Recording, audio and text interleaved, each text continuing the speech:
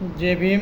सम्मानित साथियों, से कुशल होंगे आप, आशा करता हूँ, उम्मीद करता हूँ। हम अपनी क्लास शुरू करने जा रहे हैं। हिंदी से जुड़े हुए तथ्य विकास क्रम पे चर्चा करने जा रहे हैं। ज़्यादा से ज़्यादा अपने साथियों को वीडियो सेंड कीजिए, जिससे पता लगे कहाँ क्या मिलता है। हम बात करते हैं हिंदी भाषा का विकास क्रम। भाषा की बात करते हैं। भाषा क्या है?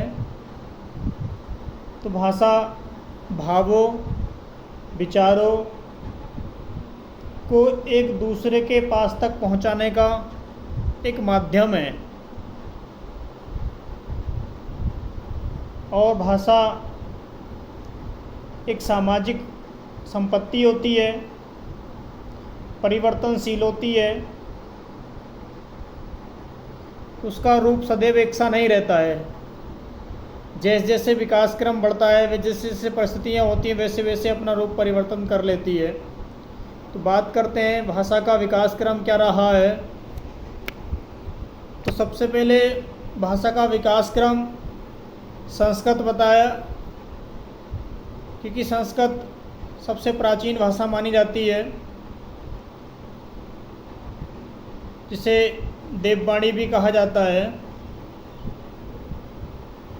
समजमाकृत भाषा से मिलकर बनाया संस्कृत, संस्कार देने वाली। उसके बाद पाली भाषा, जो हमारे भगवान गौतम बुद्ध के समय प्रचलन में थी, 563 ईसा पूर्व। उसके बाद प्राकृत, जो महावीर स्वामी जी के समय में प्रचलित थी, और दोनों ही लोग का जन्म उत्तर भारत में हुआ। उसके बाद धीरे धीरे अपभ्रंश, यह 7वीं सदी के लगभग अपभ्रंश का रूप ले लिया इसने।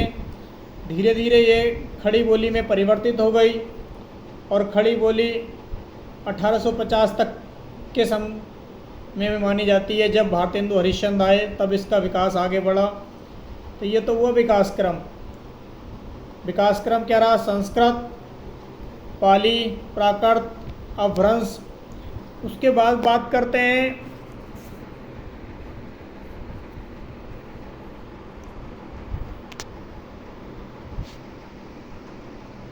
हिंदी साहित्य लेखन की परंपरा का सूत्रपात सबसे पहले फ्रेंच विद्वान गारसा तासी ने किया था। इनकी सबसे प्रसिद्ध पुस्तक है इतवार द ला लित्र हिंदुस्तानी। और इस भाषा को बाद में अन्य लोगों ने उर्दू और अंग्रेजी में इसका संस्करण किया, छापा अलग अलग तरीके से प्रकाशित किया गया। इस ग्रंथ का प्रथम भाग 1839 में और द्वितीय भाग 1947 में प्रकाशित हुआ। वास्तव में तो जॉर्ज ग्रियर्सन द्वारा 1888 ईस्वी में लिखे गए ग्रंथ the modern vernacular literature of Hindustan Hindi साहित्य का पहला इतिहास माना जाता है। लेकिन बात करते हैं हम आगे काल विभाजन की। तो काल विभाजन में सबसे पहले हिंदी का काल विभाजन की बात करते हैं तो आदिकाल आता है। और आदिकाल की चर्चा करते हैं तो आदि का मतलब होता है प्राचीन। आदि का मतलब है प्राचीन, सबसे पुराना काल। और ये वह काल है जिसमें सबसे पहले प्राचीन काल बताया गया इसे। और प्राचीन काल के साथ साथ इसे अलग अलग नामों से जाना जाने लगा, जैसा कि आपको बताया जाएगा। आदिकाल की बात करते हैं। आदि का मतलब होता है प्राचीन, काल का मतलब समय, सबसे प्राचीन समय। सबसे पुराना समय वो आदिकाल के नाम से संबोधित किया गया है।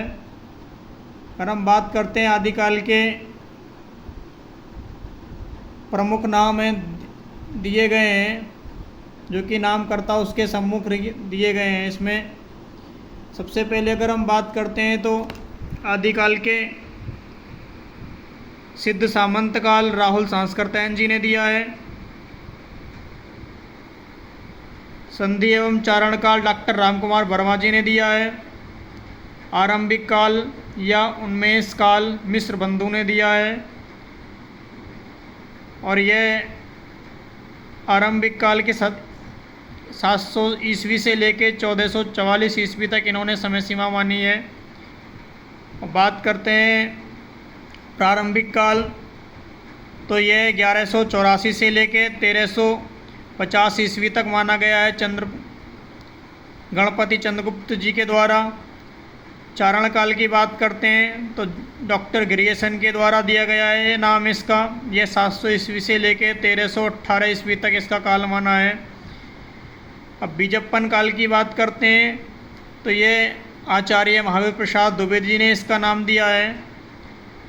आदिकाल 1000 ईस्वी से लेके 1400 ईस्वी तक हजारी प्रसाद द्विवेदी जी ने इसका नामकरण किया है। आधार काल सुमन राजे जी ने दिया है राजे। वीरकाल विश्वनाथ प्रसाद मिश्र जी ने दिया है। अपभ्रंश काल धीरेन्द्र वर्मा जी ने दिया है। अंधकाल कपिल कुलश्रेष्ठ जी ने दिया है। आधार काल अवस्थी जी ने दिया है, इनका पूरा नाम मोहन अवस्थी जी है। संक्रमण या प्रवर्तन काल तो राम खेलावन पांडे जी हुए, उन्होंने दिया है। वीरगाथा काल आचार्य रामदास शुक्ल जी ने दिया है और रामदास शुक्ल जी ने इसकी समय सीमा 993 ईस्वी से 1318 ईस्वी तक मानी है।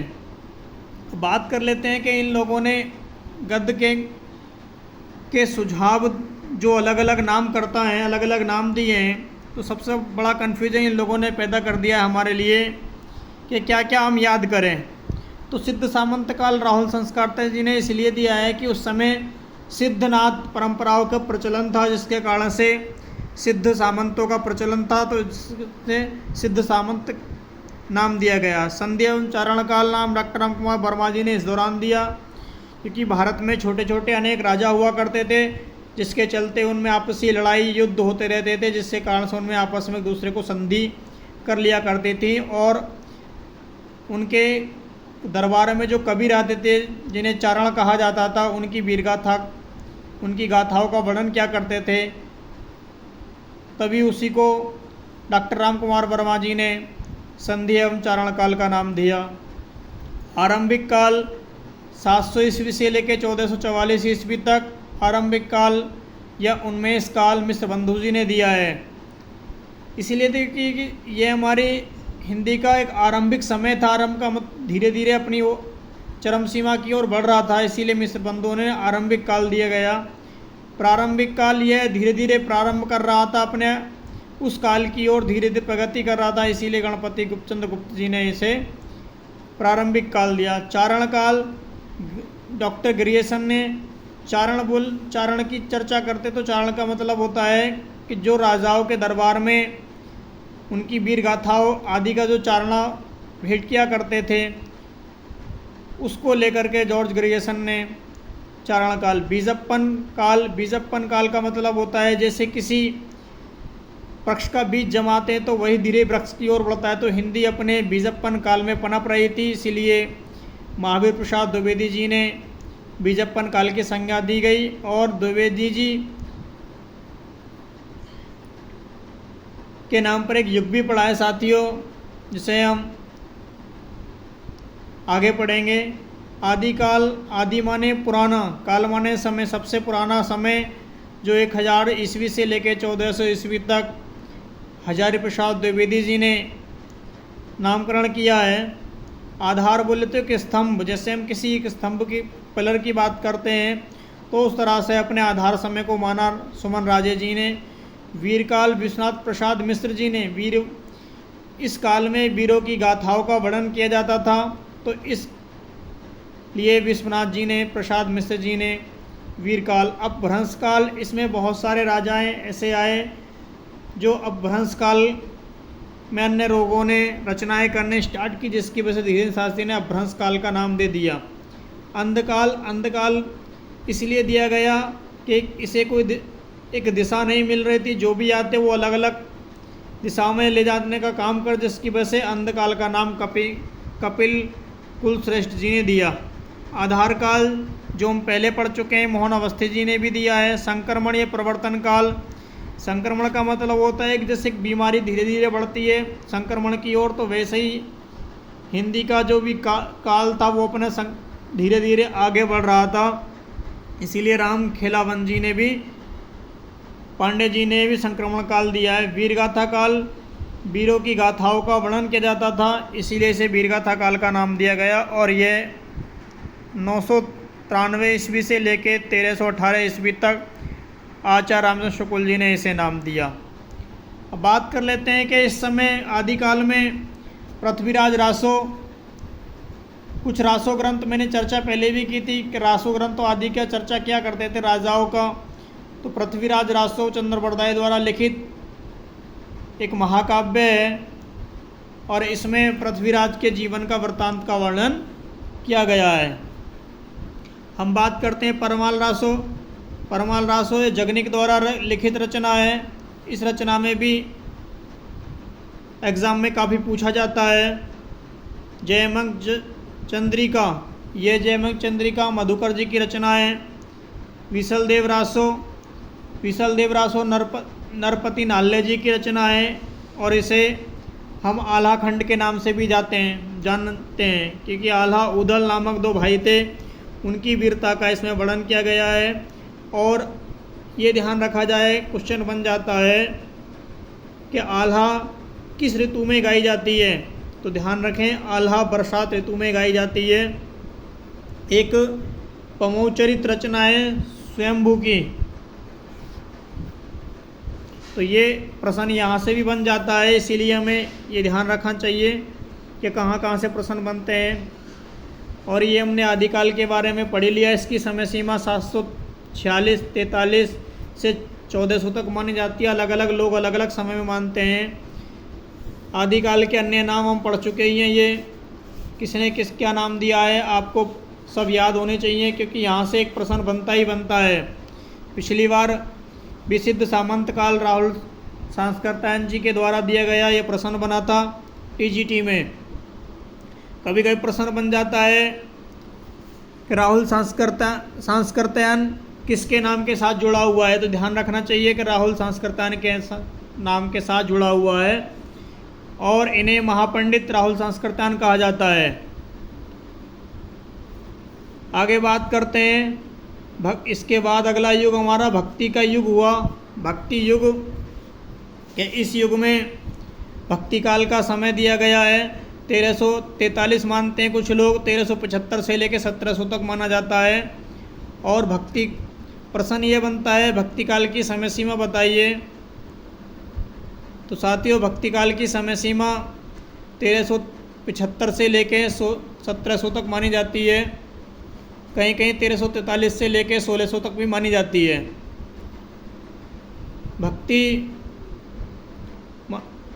भक्ति को सबसे पहले एक स्वर्ण युग कहने वाले जॉर्ज ग्रियर्सन थे, जिन्होंने भक्ति को सबसे पहले स्वर्ण काल कहा।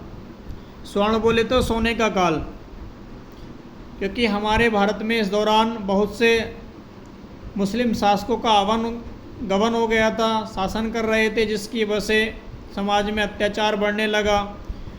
तो उधर रामानंद जी को श्रेय कहा जाता है भक्ति काल का। उन्होंने उत्तर भारत में भक्ति फैलाने का श्रेय रामानंद जी को जाता है। लेकिन इसी दौरान भक्ति काल भी आगे चल के शाखाएँ 2 शाखा में विभाजित हो गया। नंबर 1 निर्गुण शाखा और एक सगुण शाखा। निर्गुण शाखा वह शाखा थी जिसमें कवियों ने ईश्वर को निराकार निर्गुण रूप में देखा और उसकी उपासना की। निर्गुण का बोले तो मतलब उसका ना कोई रूप, ना कोई रंग, ना कोई आकार, इसीलिए निर्गुण कहा गया उसे। सगुण बोले तो ईश्वर का एक वास्तविक रूप मान करके उसकी उपासना की गई थी, इसीलिए उसे सगुण माना गया। अब निर्गुण में अगर बात करते हैं तो निर्गुण शाखा का फिर आकर के दो भागों में फिर भी यहाँ से आकर के फिर विभाजन हो गया। एक बन गई ज्ञानाश्रय शाखा और एक बन गई प्रेमाश्रय शाखा। तो ज्ञानाश्रय शाखा में अगर हम बात करते हैं तो ज्ञान पर बल दिया जाता था। इसके प्रमुख कवि संत कबीरदास जी हैं। और दूसरा प्रश्न यहाँ से बन जाता है कि ज्ञानाश्रय और प्रेमाश्रय दोनों अलग अलग क्वेश्चन बन जाते हैं। उधर प्रेमाश्रय और प्रेम मार्गी दोनों अलग अलग शाखाओं से क्वेश्चन बनते हैं। इसके प्रवर्तक कवि मलिक मोहम्मद जायसी जी हैं। जायसी जी के बारे में एक कहानी प्रचलित है कि इन्हें जायसी क्यों कहा जाता है, क्वेश्चन बनता है। तो जायस नामक स्थान पर इनका जन्म हुआ था, इसीलिए इन्हें जायसी कहा जाता है। प्रेमाश्रय शाखा का अर्थ हुआ कि प्रेम के माध्यम से ही ईश्वर को प्राप्त किया जा सकता है, इसीलिए इस शाखा को प्रेमाश्रय शाखा माना गया। लेकिन इस शाखा में ज्ञानाश्रय शाखा मतलब ये है कि ज्ञान के माध्यम से ही ईश्वर तक पहुंचा जा सकता है। तो इसके प्रमुख कवि संत कबीरदास जी हैं। संत कबीरदास जी के बारे में एक प्रसिद्ध कहानी है कि इन्हें वाणी का डायरेक्टर भी कहा जाता है, क्योंकि इनका कई भाषाओं पे अधिकार था, इसीलिए इन्हें वाणी का डायरेक्टर भी कहा जाता है। और किसने कहा है ये भी क्वेश्चन बनता है। ये आचार्य हजारी प्रसाद द्विवेदी जी ने इनके बारे में कहा है। अगर बात करते हैं कबीर जी की और चर्चा करते हैं तो कबीर जी का जन्म 1398 और 99 दो अलग अलग तिथियों में माना जाता है। लहरतारा नामक तालाब के किनारे नीरू और निमा नामक दंपत्ति को पाए गए और वहीं से उठाकर लाए। उन्होंने इनका लालन पालन किया और ये आगे चल कर के कबीर के नाम से प्रसिद्ध हुए। ये बात हमें साथियों ध्यान में रखना चाहिए। कबीर ने समाज में फैली अंधविश्वास कुरीतियों को तोड़ने के लिए समाज सुधारक के रूप में काम किया, कवि के रूप में काम किया। तो इन्हें ज्ञान मार्गी शाखा का सबसे श्रेष्ठ कवि माना जाता है और इनकी रचना लिखी गई है साखी शबद रमेनी, 3 इनकी प्रमुख रचना मानी जाती हैं। अगले इनके संत रैदास जी हैं। संत रैदास वही रैदास जिनके बारे में प्रचलित है मन चंगा कठौती में गंगा। तो इनकी रचना बेगमपुरा नामक रचना का इन्होंने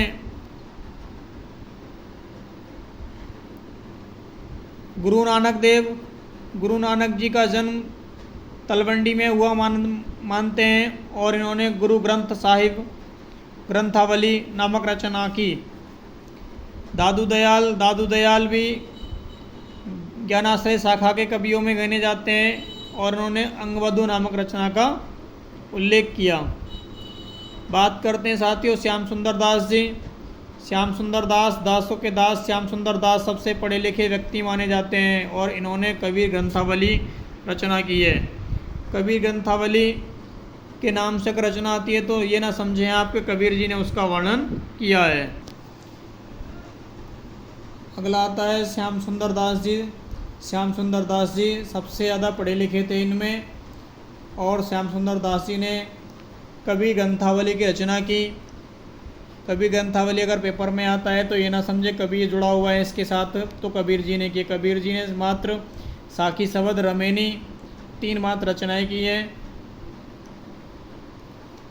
और श्याम सुंदर दास जी ने साहित्य लोचन प्रसिद्ध रचनाएं इनकी भाषा रहस्य प्रसिद्ध रचनाओं में गिनी जाती है।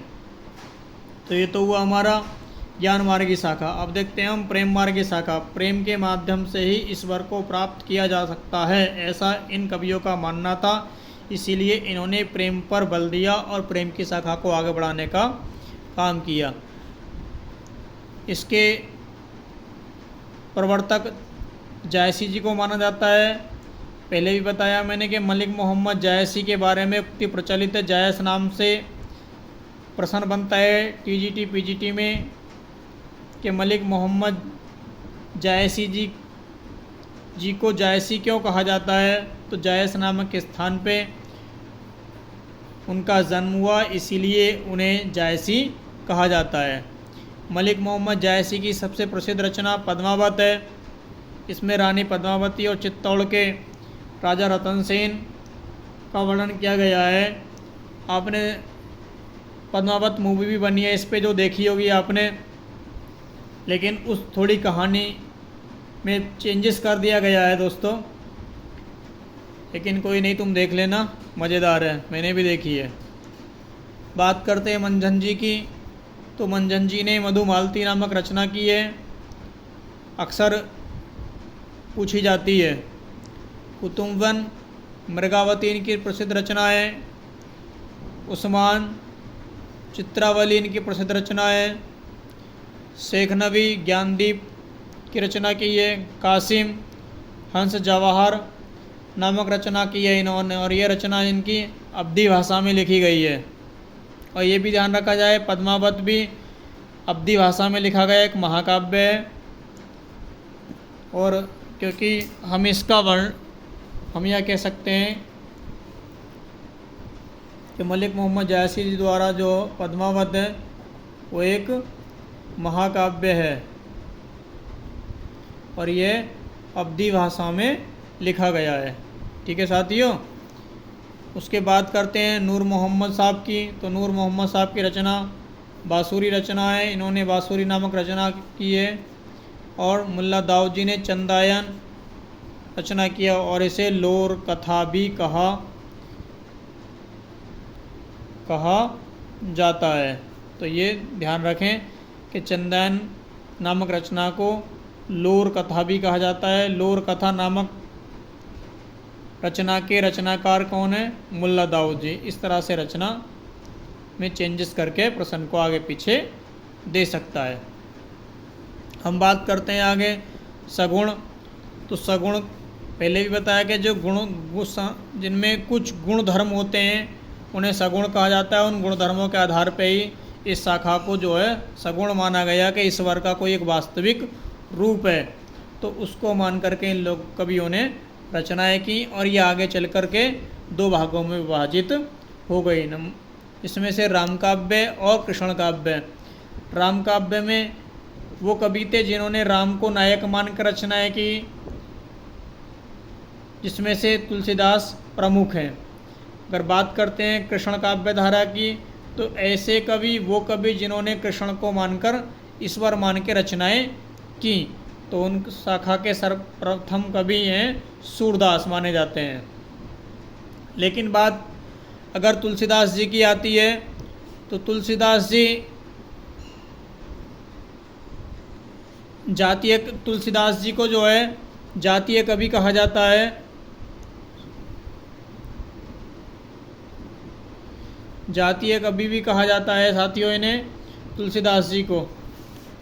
और जिसकी वजह से जो जातीय कवि होने की वजह से इन्होंने तुलसीदास जी ने रामचरितमानस रचना की है। और रामचरितमानस रचना जो है में हमारे अवधी भाषा में की है इन्होंने। इनकी अन्य रचनाएं भी हैं, जैसे गीतावली, दोहावली, जानकी मंगल, पार्वती मंगल, रामनारायण छलऊ आदि इनकी प्रसिद्ध रचना मानी जाती है। और रामचरितमानस में 7 कांड हैं। कितने कांड हैं? 7 कांड हैं। प्रश्न ये भी बन जाता है कि रामचरितमानस में कितने कांड हैं? तो 7 कांड हैं, ये ध्यान रखें। तुलसीदास जी के बाद राम काव्य धारा के विष्णु दास जी प्रमुख कवियों में गिने जाते हैं। इनकी रुक्मणी मंगल इनकी रचना है, जबकि तुलसीदास जी ने भी पार्वती मंगल लिखा है, इन्होंने रुक्मणी मंगल लिखा है। ये ना समझें कि तुलसीदास जी के मंगल आ गया तो वहाँ लिख दें। ध्यान रखें।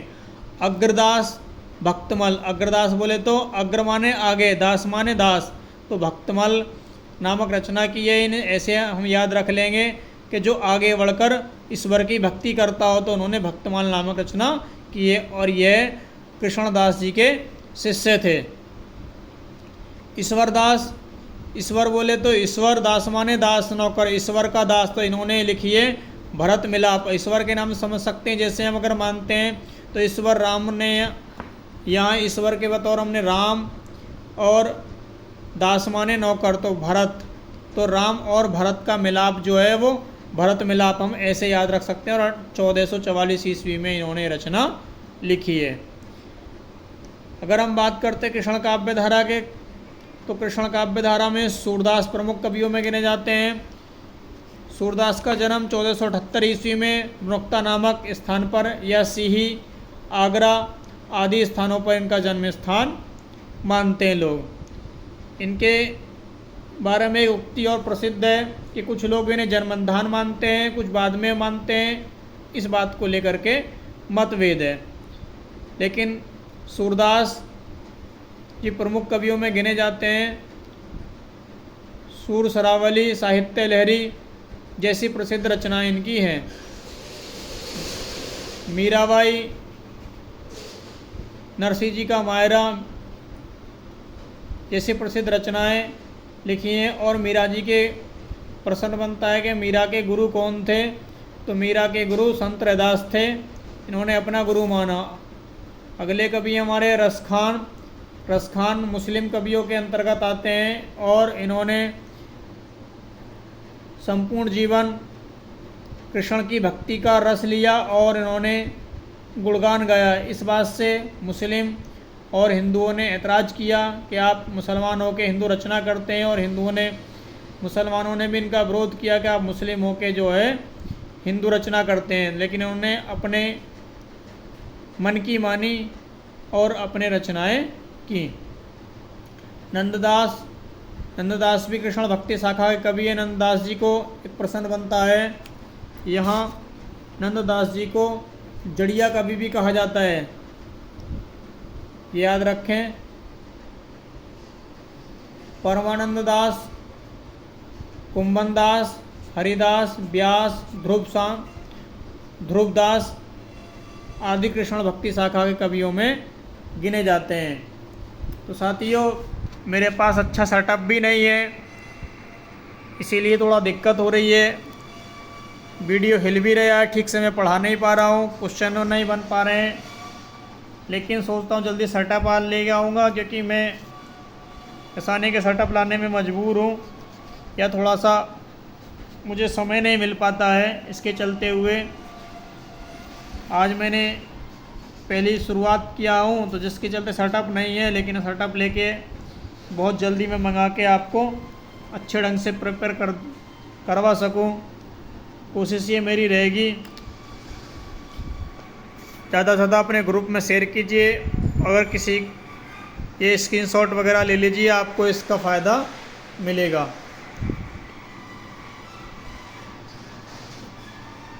ठीक है साथियों, ऐसी वीडियो पाने के लिए आगे हमारा जो भी हमने आगे बांटा था रीतिकाल और हमारा आधुनिक काल, वो हमारा आगे बकाया अगले वीडियो में हम दोनों को कवर करेंगे।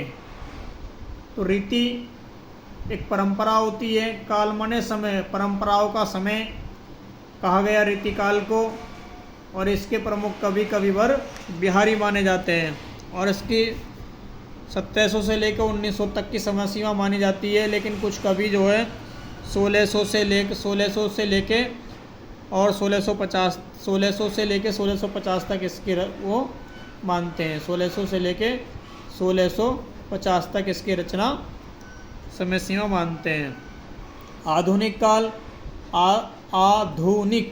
आधुनिक का मतलब है कि आज का समय जो चल रहा है हमारा, और यह काल 1900 से लेके और आज तक का जो चल रहा है समय, उसे आधुनिक काल कहा जाता है।